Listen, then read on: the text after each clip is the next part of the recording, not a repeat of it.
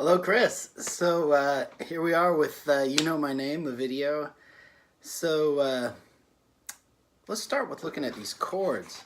A lot of great chords in the song, and I basically I made a master chord sheet, and they kind of just flow the way they flow in the song. That's why there's a different set on each line, and some of them are repeated. That way you can look at this sheet and just kind of practice the chords for a given part of the song, and they should all be together. And but then there's a more detailed transcription that goes over 3 pages that shows the actual bars and stuff of the song. So let's dive into the chords. So yeah, I'll just take it line by line here. So the beginning, I would recommend, look at your chord sheet and just learn it, learn some chords. So your opening thing is a B minor, a G, and an E. Very Beatlesy, a lot like Help by the Beatles. So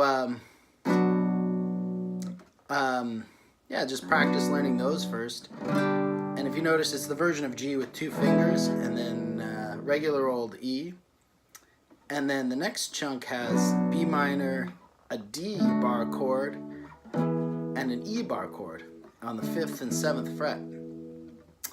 This guitar has no markers. Maybe I'll grab this one instead, so you can see the fret markers.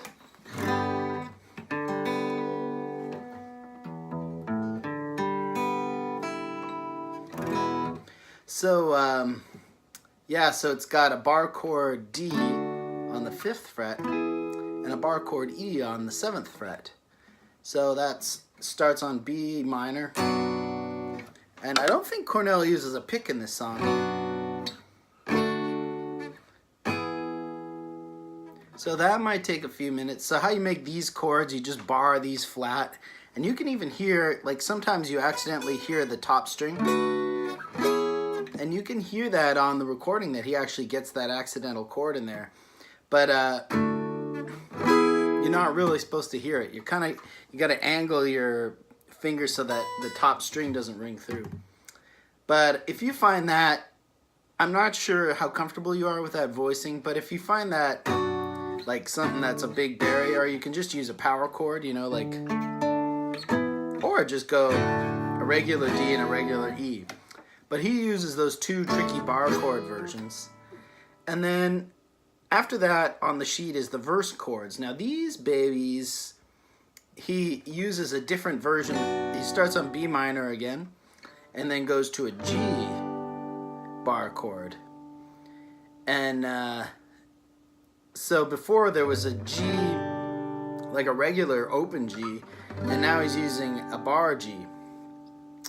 So on the sheet where it's bar G, I just put bar beside it, B-A-R-R-E. And that way it's the bar chord version. And the reason he does that, I think, is because he's going from G to G minor. So right there, that's another Beatlesy sound, eh? Like that's in a lot of early Beatles stuff.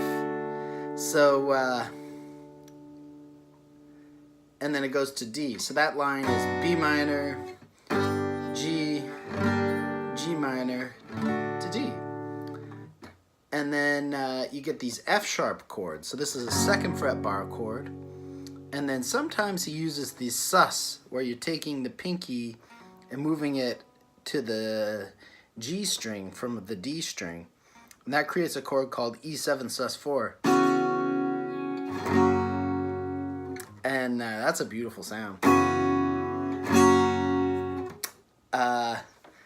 Okay, and then the next thing that happens is heading into the chorus. Just a plain G bar to an F sharp. So take a minute to practice that. And then, yeah, this is, I guess, pre-chorus section, or I don't know if you in England call it a lift, but it could be, you could call it a lift section. So it's B minor, then B minor slash A, so you're just lifting that finger off, and then B minor slash G sharp, so you're putting it on the 4th fret.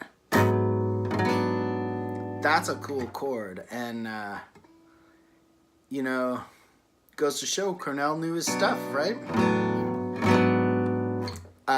It's like a jazz chord, and so practice that sequence for a while, and then after that it's all just stuff you've seen before in the song. Oh, except for there's an E to E sus4 in the chorus. So there's an E, and then you put the pinky down. Okay, so that's just a basic chord overview. Maybe I'll make a second video of talking about how to put the song together in the strumming. So this is the end of I guess this is the introduction and showing all the chords and just the chord sheet. Okay, next video.